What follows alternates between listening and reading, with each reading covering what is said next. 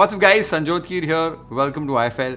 Broccoli malai tikka surely one of the best vegetarian tandoori items हैं और जब भी घर पे बनाओ ना वो रेस्टोरेंट वाला इफेक्ट नहीं आता है। तो आज इस वीडियो में एक परफेक्ट ब्रोकली मलाई टिक्का की मैरिनेशन कैसे करते हो सबसे पहले बताऊंगा और फिर इसके बाद 3 तरीकों से इसको पकाने के ऑप्शंस बताऊंगा कि वो तंदूर वाला इफेक्ट कैसे रेप्लिकेट कर सकते हो। एक तो एक सिंपल हमारे तवे वाला मेथड बताऊंगा, उसके बाद एक मेथड बताऊंगा जो तंदूर वाले आपको फील्स आ जाएंगे और तीसरा मेथड होगा एयर फ्रायर वाला, क्योंकि काफ़ी व्यूअर्स पूछ रहे थे एयर फ्रायर रेसिपीज़ भी शेयर करो। ओवरऑल रेसिपी बहुत सिंपल है, रिजल्ट्स इनक्रेडिबल आते हैं। सबसे पहले ब्रोकली मलाई टिक्का के लिए ब्रोकली को ब्लांच कैसे करना है वो देख लेते हैं। तो सबसे पहले अच्छी हरी ताज़ी ब्रोकली ले लेनी है। 2 यहाँ पर मैंने मीडियम साइज़ की ब्रोकली ले ली है, इनको आपको अभी कट कर लेना है। तो सबसे पहले जो स्टेम है इसका ये कट कर लेंगे। उसके बाद हमको ऐसे फ्लोरेट्स चाहिए बड़े बड़े, तो आप देख रहे हो किस तरीके से इसको कट कर रहा हूँ और ऐसे हमारे बड़े बड़े फ्लोरेट्स निकल रहे हैं। मलाई टिक्का के लिए छोटे छोटे फ्लोरेट्स नहीं करने, ऐसे बड़े बड़े पीसेस रखने हैं, ये इंपॉर्टेंट है। आप देख सकते हो किस तरीके से मैंने सारी जो है ब्रोकली कट कर ली और ऐसे फ्लोरेट्स हमें मिल गए। लगभग 300 ग्राम ब्रोकली यहाँ पर हमने ले लिए। एक बार आपने ब्रोकली को कट कर लिया है, आपने एक बर्तन में पानी उबालने रख लेना है और साथ ही में एक बोल में आपको पानी लेना है और उसमें काफ़ी बर्फ़ ऐड कर देनी है, एकदम आइस कोल्ड पानी रेडी रखना है। एक बार पानी उबाल पे आ जाए, ब्रोकली ऐड कर दीजिए, एक large pinch of salt add कर दीजिए और लगभग 3 से 4 मिनट के लिए ब्रोकली को यहाँ पर आपको पका लेना है। ब्रोकली को आपको लगभग 75-80% कुक कर लेना है। यहाँ पर एक बार ये 75 to 80% कुक हो जाए, एक नाइफ या फॉर्क से चेक कर लीजिए, काफ़ी टेंडर ये हो चुकी है। इस स्टेज पर आपको ब्रोकली को निकालना है और आइस कोल्ड वाटर में इसको टेम्परेचर का शॉक देना है। इससे क्या होगा, एक तो कुकिंग प्रोसेस रुक जाएगा ब्रोकली की, ये एकदम गल नहीं जाएगी, और सेकंड इसका जो कलर है वो ग्रीन कलर एकदम पॉप हो जाएगा, आपको एकदम हरी ब्रोकली मिल जाएगी। आप देख सकते हो कैसी ब्रोकली हमारी एकदम हरी हो गई है। इसे भी आप छान लीजिए और छान कर इसका एक्सेस वाटर आपको कंप्लीटली निकाल लेना है। तो ब्रोकली को हमने ब्लांच कर लिया है। ब्लांच करने के 2 कारण हैं। एक कारण तो यह है कि ब्रोकली कभी कभी गंदी होती है, तो यहाँ पर जो मैल या कुछ होगी तो गर्म पानी में जो है आसानी से निकल जाएगी। दूसरा कारण ये है कि जब इसे हम मैरिनेड लगाएंगे और पकाएंगे तो वो स्टेज पर हमें सिर्फ इसके मैरिनेड को अच्छे से पकाना है और ब्रोकली को हल्का फुल्का पकाना है। पूरी ब्रोकली तब नहीं पकाएंगे, नहीं तो क्या है ब्रोकली एकदम से श्रिंक हो जाएगी और वो रिजल्ट नहीं मिलेगा। तो ये ब्लांचिंग वाला जो प्रोसेस है इंपॉर्टेंट है। एक बार आपने इसे ब्लांच कर लिया है और एक स्टेप इंपॉर्टेंट है कि आप ब्रोकली को अच्छे से सुखा लें, अच्छे से ड्रेन कर ले, तो अच्छे से छान लीजिए। अगर फिर भी लग रहा है कि ब्रोकली बहुत गीली है तो एक साफ़ पेपर टॉवल ले लीजिए या एक साफ़ किचन टॉवल ले लीजिए और उससे ब्रोकली को पोंछ लीजिए, एकदम ड्राई कर लीजिए, नहीं तो जो मैरिनेड है ना वो आपका ढीला हो जाएगा, चिपकेगा नहीं ब्रोकली को। तो ये भी बहुत इंपॉर्टेंट टिप है, इसको नोट कर लीजिए। एक बार आपने ब्रोकली को ब्लांच कर लिया, इसका मैरिनेड बनाना काफ़ी सिंपल है, एकदम डिलिशियस वाला मलाई ब्रोकली वाला मैरिनेड कैसे बनाते हैं वो देख लेते हैं।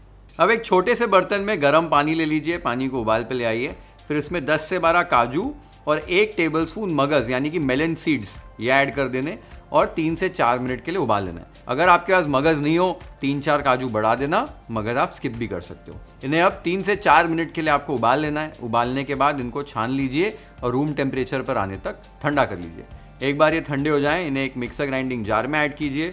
साथ ही में 2 क्यूब्स या 50 ग्राम्स चीज़, 2 हरी मिर्ची, 10 से 12 लहसुन की कलियां, 2 इंच अदरक, 2 टेबलस्पून फ्रेश क्रीम और 1 टेबलस्पून पानी ऐड करके इसको अच्छे से ग्राइंड कर लीजिए। ध्यान दीजिए कि पानी कम से कम इस्तेमाल करना है इस पेस्ट को बनाते वक्त। ये आप देख सकते हो हमने ये एक पेस्ट तैयार कर ली है। अब ये पेस्ट के बाद आपने टंगा हुआ दही तैयार कर लेना है। यहाँ पर आप देख सकते हो मैंने टंगा हुआ दही लिया, एकदम थिक कर्ड यहाँ पर रेडी है। इसको बनाने का तरीका बहुत आसान है। इस रेसिपी के लिए आधा किलो आपने दही लेना है, उसको मलमल के कपड़े के अंदर डालकर अच्छे से स्क्वीज़ कर लेना है, जितना पानी निकलता है निकलने दीजिए। फिर उसके बाद एक वजन रख दीजिए और इसको 4-5 घंटे के लिए ऐसे ही रहने दीजिए। क्या है, दही का जो पानी है एक्सेस वो सारा निकल जाएगा और एकदम थिक दही आपको मिल जाएगा, ये चक्का मिल जाएगा जो काफ़ी क्रीमी होता है। अगर आपने टंगा हुआ दही नहीं यूज़ किया, सादा दही यूज़ किया, तो आपका जो मैरिनेड है काफ़ी ढीला बनेगा, ब्रोकली को चिपकेगा नहीं और वो रिजल्ट नहीं आएंगे, वो क्रीमीनेस नहीं आएगी। तो ये स्टेप बहुत इंपॉर्टेंट है। अभी इस टंगे हुए दही को आपने बोल में ट्रांसफ़र कर देना है। साथ ही में जो पेस्ट हमने तैयार की थी वो ऐड कर दीजिए। बाइंडिंग के लिए यहाँ पर 2 टेबलस्पून कॉर्नस्टार्च ऐड कर रहा हूँ, आप भुना हुआ बेसन भी ऐड कर सकते हैं बाइंडिंग के लिए। टेस्ट के हिसाब से नमक, 1 टीस्पून ताज़ी कुटी हुई काली मिर्च, 1 टेबलस्पून पिसी हुई शक्कर, 1/4 टीस्पून इलायची पाउडर, 1/4 टीस्पून भुनी हुई कसूरी मेथी का पाउडर, 1 चुटकी काला नमक, 1 चुटकी चाट मसाला और 1 टेबलस्पून सॉफ्ट मक्खन आपने इसमें ऐड कर देना है। इसको अच्छे से आपने मिक्स कर लेना है, इसमें दाने नहीं रहने चाहिए। एक लम्प फ्री मैरिनेड आपको तैयार कर लेना है। और मैरिनेड जो मैं बोल में बना रहा हूँ, हमारा YFL का आइकॉनिक सिरेमिक ब्लैक बोल है। ये भी yflhome.com और अमेजोन पर अवेलेबल है। आप वहाँ से अपने घर के लिए इसे ऑर्डर कर सकते हैं। ये आप देख सकते हो मैरिनेड हमारा रेडी हो चुका है। क्या ब्यूटीफुल क्रीमी टेक्सचर इसका आया है, एकदम थिक मैरिनेड हमारा बना है। इस स्टेज पर इसको टेस्ट कर लीजिए। नमक, चीनी, जो भी चीज़ इधर एडजस्ट करना चाहते हो कर सकते हो। इसमें अभी एक स्मोकी फ्लेवर हमको इनकॉर्पोरेट करना है। उसके लिए एक बोल में जलता हुआ कोयला ले लीजिए, थोड़ा सा इसमें घी ऐड कर दीजिए और इसको ढककर आपको 4-5 मिनट के लिए ऐसे ही ढके रहने देना है कि वो धुएं के जो फ्लेवर्स हैं वो पूरे इस मैरिनेड में आ जाएं। तो ये जो धुआं देने का प्रोसेस है ना, धुंगार का प्रोसेस, इससे क्या होगा कि घर पे हम वो तंदूर वाला या सिगड़ी वाला जो फ्लेवर है वो रेप्लिकेट कर पाएंगे इसको घर पे। तो इसके लिए हम इसे स्मोक कर रहे हैं। बहुत ही ब्यूटीफुल सा स्मोकी फ्लेवर आ जाता है। अगर आप वंडर कर रहे होंगे यार कोयला कहाँ से मिलेगा, सिंपल है, आपके आसपास घर में कोई भी रेस्टोरेंट, ढाबा, कोई भी ऐसे क्लाउड किचन होगा जहाँ तंदूरी चीज़ें मिलती हैं, वहाँ जाओ और बोलो भैया बस एक हमको कोयले का टुकड़ा दे दो, वो आपको ऐसे ही दे देंगे, कोई दिक्कत नहीं आएगी आपको। तो कोयला ले आइए नेक्स्ट टाइम जब मार्केट जाएंगे, और जब भी धुआं देना हो बहुत ही ब्यूटीफुल फ्लेवर आता है। ये जो स्टेप है ना, इसको बिल्कुल स्किप नहीं करना क्योंकि नेक्स्ट लेवल पे ले जाता है इस टिक्के को।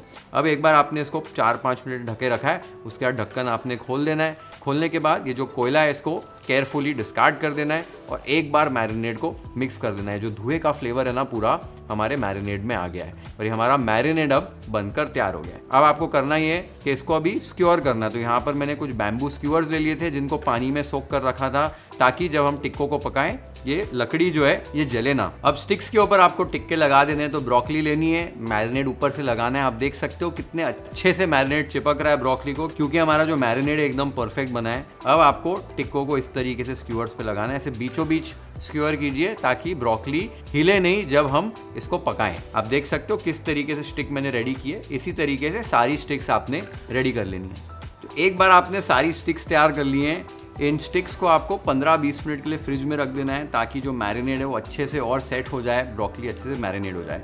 अगर आपको स्टिक्स पर नहीं लगानी है ब्रोकली, समझो अगर आप तवे पर या अगर आप एयर फ्रायर में इसको पका रहे हो तो बिना स्टिक्स के भी पका सकते हो अगर वो आपको प्रोसेस नहीं करना है तो। लेकिन जो दूसरा तरीका हम देखने वाले हैं उसमें वो स्टिक्स पर लगाना इंपॉर्टेंट है, वो देखेंगे आप क्यों इंपॉर्टेंट है। तो अभी एक बार आपने ब्रोकली की स्टिक्स ये रेडी कर ली हैं। 3 तरीक़ों से मलाई टिक्कों को आज हम पकाने वाले हैं। पहला मेथड होने वाला तवे वाला, दूसरा गैस वाला और तीसरा एयर फ्रायर वाला। तो पहला तरीका जो है तवे वाला, उस पर कैसे इन टिक्कों को पकाना है वो देख लेते हैं। आप एक ग्रिल पैन ले लीजिए, नॉन स्टिक तवा या कास्ट आयरन तवा भी आप ले सकते हैं। इसको अच्छे से आपने गर्म कर लेना है। एक बार ये गर्म हो जाए हल्का सा इस पर घी लगा दीजिए। अब इसके ऊपर आपको जो ब्रोकली मलाई टिक्का वाली स्टिक्स हैं ये प्लेस कर देनी है और इन्हें मीडियम हाई फ्लेम पर आपको अभी पकाना है जब तक कि एक तरफ से लाइट गोल्डन ब्राउन हो जाए। एक बार ये एक तरफ से लाइट गोल्डन ब्राउन हो जाए, इनको आपको पलटा देना है और सारी तरफ से पका लेना है। इस प्रोसेस से पकाने से आप देख सकते हो थोड़ी सी ये फ्लैट हो जाती हैं क्योंकि मैरिनेड जो है जिधर चिपकता है पैन को वहाँ पर से ऐसे एक फ्लैट वाला शेप आ जाता है, तो वो आपको तंदूर वाला शेप और वो शक्ल नहीं नज़र आती है और थोड़ा टेक्सचर भी जो है वो तंदूर से काफ़ी अलग आता है। ये आप देख सकते हो तवे पर हमने इसे पका लिया है। अब इसको साइड पर निकाल के हल्का सा मेल्टेड बटर इस पे लगाना है और वो थोड़ा सा एक टेक्सचर रेप्लिकेट करने के लिए तंदूर वाला गैस के ऊपर कुछ सेकंड्स के लिए ऐसे आप इसको घुमा सकते हैं कि हल्के हल्के वो चार्ड बिट्स जो हैं वो इसके ऊपर आ जाएं। जैसे तंदूर का जो टेक्सचर है हमको वो मिलता है वैसे ही रेप्लिकेट इसको आप कर सकते हो। आप देख सकते हो बस कुछ ही सेकंड्स के लिए मैंने इसको ऐसे गैस के ऊपर डायरेक्टली फ्लेम पर पकाया है और थोड़े थोड़े वो चार्ड बिट्स इस पर आ गए। इसको अभी साइड पर रख देते हैं। अब जो दूसरा तरीका है, आपने एक स्टिक लेनी है, उसके बाद गैस के ऊपर इस तरीके से डायरेक्टली इसको घुमाते हुए पका लेना है। इस स्टेप में होता क्या है, एक तो आप एक एक स्टिक ही पका पाते हो, थोड़ा सा टाइम ज़रूर लगता है। ये वाला जो तरीका है ना, ये तंदूर से काफ़ी सिमिलर आपको रिजल्ट्स देगा क्योंकि डायरेक्ट हीट जो है वो टिक्कों को लग रही है। तो आप देख सकते हो घुमा घुमा कर कैसे इसको पका रहा हूँ और एकदम वो परफेक्ट तंदूर वाला ही इफेक्ट आ रहा है। बीच बीच में से मैरिनेड ब्राउन हो रहा है, हल्की हल्की जगह से थोड़ा ब्लैकिश हो चार्ड बिट्स आ रहे हैं और साथ में ब्रोकली भी ये हीट की वजह से अच्छे से पक जाएगी, मैरिनेड हमारा अच्छे से पक जाएगा। आप देख सकते हो काफ़ी परफेक्ट तरीके से टेक्सचर इसके ऊपर चढ़ रहा है। इसको बस साइड पे लीजिए, हल्का सा मेल्टेड बटर से इसको बेस्ट कीजिए और फिर से कुछ ही सेकंड्स के लिए आपको डायरेक्ट फ्लेम पर इसको पका लेना है। या आप देख सकते हो दूसरे तरीके से डायरेक्ट गैस की फ्लेम पर ब्रोकली टिक्का को हमने पका लिया, इसको भी अभी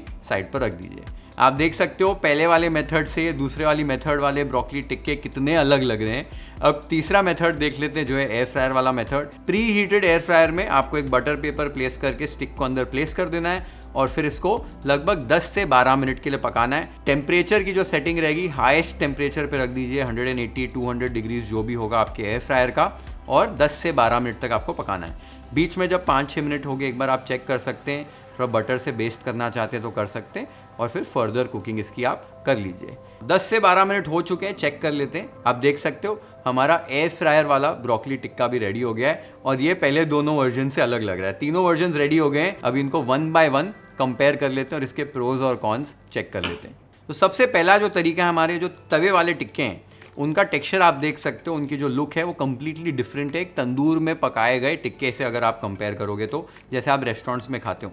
उसका रीज़न ये है कि जब टिक्का जो है तवे के ऊपर टच होता है, कांटेक्ट होता है, तो जब डायरेक्ट हीट उसको ऐसे मिलती है कांटेक्ट होके, तो वहाँ का टेक्सचर जो है वो चेंज हो जाता है, इसलिए आपको तंदूर वाला इफेक्ट नहीं मिलता है। तो इसका ये एक ड्रॉबैक है कि वो सेम टेक्सचर आपको नहीं मिलेगा अगर आप तवे पर पकाओगे। तो फ़ायदा ये कि आप एक साथ 4, 5, 6 स्टिक्स तवे के ऊपर साथ में पका सकते हैं अगर आप कंपेयर करोगे दूसरे 2 वर्जन से।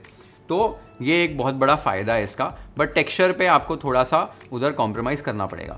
सेकेंड वाला जो हमारा तरीका है जो गैस वाला है, उसमें आपको क्लोजेस्ट रिजल्ट्स मिलेंगे एक तंदूर से या सिगड़ी पे पकाए हुए टिक्के से, क्योंकि हम इसको उसी तरीके से डायरेक्ट फ्लेम पर पकाते हैं। ड्रॉबैक इसका ये है कि आप एक एक ही स्टिक को पका पाओगे साथ में, या 2 जनों को लगना पड़ेगा अगर आपको ज़्यादा स्टिक्स साथ में पकानी है तो वक्त ज़्यादा लग जाता है, मेहनत थोड़ी ज़्यादा लग जाती है, लेकिन रिजल्ट जो है आपको एकदम सिमिलर मिलेगा एक तंदूर वाले पकाए गए टिक्के से।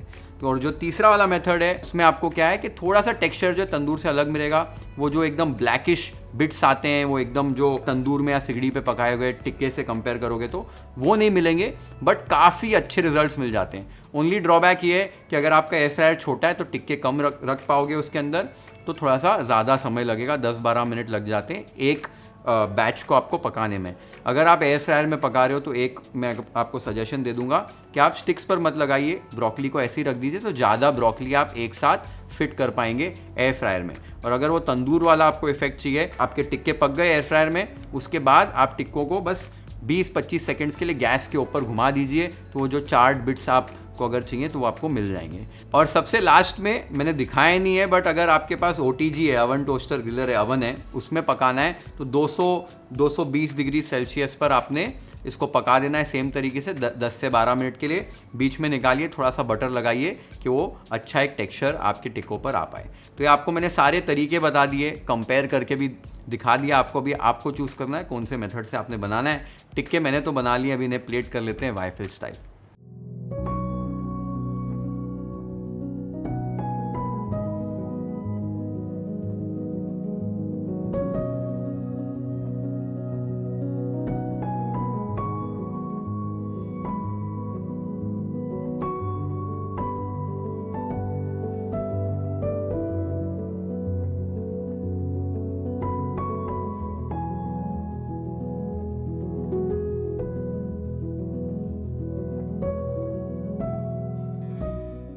बहुत ही क्रीमी, बहुत ही डिलिशियस, क्या ब्यूटीफुल टेक्सचर आया, और खाते ही ना एकदम मुंह में वो जो मैरिनेड है उसके फ्लेवर्स इतने ब्यूटीफुल लगते हैं।